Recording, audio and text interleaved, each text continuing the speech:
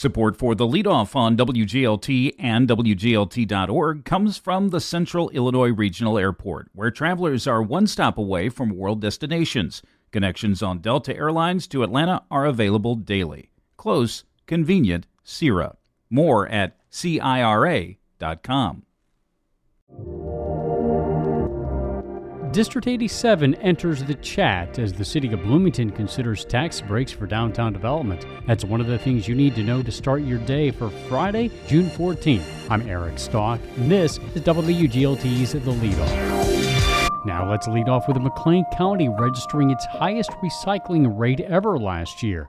Nearly 48% of all solid waste produced in the county did not go to a landfill. WGLT's Charlie Schlenker has more. The overall increase in recycling rates is modest, about 1%.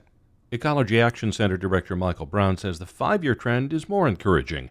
Brown says there was a drop in recycling of residential electronic waste and a big increase in business e-waste recycling, which does coincide with this trend post-pandemic that more and more employees are working remotely, working from home. And so what are all those corporations doing with all those computers that employees in their offices formerly used? He says the amount of cathode ray tube TV and monitor recycling went down last year. That's a sign the heavy lead-filled items are finally going out of use in people's homes. We knew for a long time, even when we were making good progress in recycling them, 10 years ago or more, the experts out there were telling us, oh no, you still got at least 10 more years before you see meaningful decline. We're finally there, and I'm happy. Brown says recycling of plastics and food compost programs grew well above the overall recycling number. One recycling trend Brown says he likes is an increase in so-called extended producer responsibility programs. The retailer, the manufacturer are already charging you for the disposal because they're going to pay for it at the end. Brown says such a program for batteries passed the Illinois General Assembly this spring, sponsored by State Representative Sharon Chung of Bloomington. For the Leadoff, I'm Charlie Schlenker. Here are some of the other stories we're following in the WGLT newsroom. Planned Parenthood of Illinois says the U.S. Supreme Court gave abortion rights advocates only a temporary victory when it upheld access to a key abortion ruling. The High Court says plaintiffs in the case involving mifepristone lacked standing to file the lawsuit. Some Illinoisans will qualify for a new tax credit that's part of the state's budget for the fiscal year starting in July. Capital News Illinois reports the new state child tax credit will be available to low and middle income families with children under age 12. And the Illinois State Museum is asking the public to share their experiences with Route 66. The museum is compiling stories for the Mother Road's 100th anniversary in 2026. Find more on these stories at WGLT.org. The city of Bloomington is exploring a new tax increment finance district for downtown as a way to spur more development as part of its downtown streetscape. TIFs divert new tax revenue generated by a project back into development of a particular area. Critics of TIFs say they hurt the tax base, particularly schools. The discussion comes at a time when District 87 is looking at a multi-million-dollar deficit, in part because of the planned purchase of a new building for early childhood education. Superintendent David Mauser tells WGLT correspondent Adeline Schultz he wants to know more about the proposed TIF before he weighs in. That's hard to say. I mean, number one, we have to look at what it's currently worth, right? And so we've got just around $990 million in EAV in the district right now. That particular area that's currently outlined in that TIF generates around $34 million is what it's worth right now in terms of total EAV. So the question is, what would happen to that if they don't do the TIF, right? And what would that property look like? Would it would it increase in EAV? Would that bring money to the district?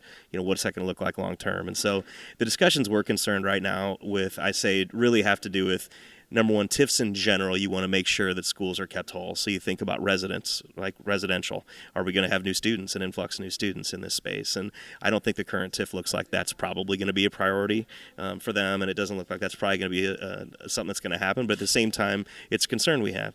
We also want to talk about what happens at the end of that TIF, right? And we would like to see checkpoints along the way so that there's not EAV growth and we're not actually seeing that growth taking place. We can have some discussions and reassess at that point. So we've we've got some concerns, I would say, like any school district would that has a TIF, but I also think the city of Bloomington, is working hard to try to develop that area.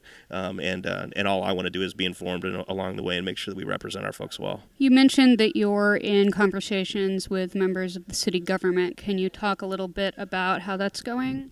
Yeah, I would just say that the conversations are relatively informal. I mean, we've been kept apprised of what's happening from the beginning, from the city manager. And so by recent conversations, actually we're with the city manager and with his folks, and we sat and just talked about general concerns that we had, and decided to all get in a room, to talk a little more about those this week. And so, again, it's just an ongoing relationship. That's what's so important. We want to make sure that they know what we're doing, or that, what they know what we're doing and we know what they're doing, so that we can work together to make sure our community is the best and that our kids are served as well as we can.